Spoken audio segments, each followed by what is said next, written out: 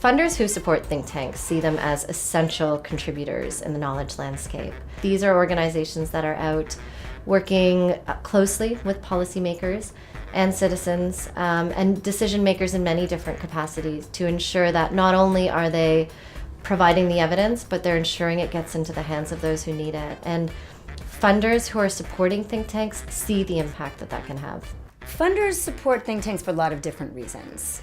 Funders support think tanks sometimes because they care about a particular issue. They're focused on health or education. There might be other funders that believe that research is an important part of policymaking or sustainable outcomes in the world, and so they seek to fund research but are less worried about the topic because they believe that research matters.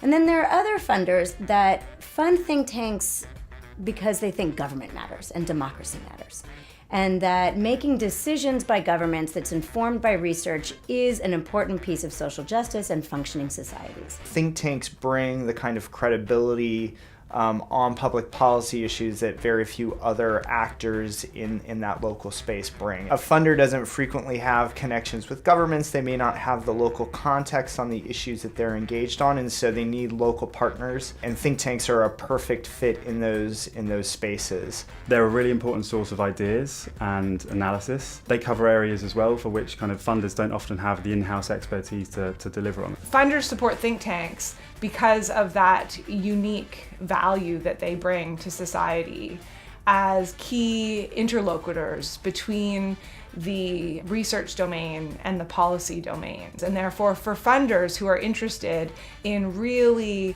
coming up with sustainable solutions to a lot of the pressing development challenges in the global south, partnering with think tanks is a really effective way to actually ensure that that local knowledge is what's informing the solutions, but also ensure that they're context specific and that they're able to leverage those relationships ultimately that are essential to bring about sustainable positive change.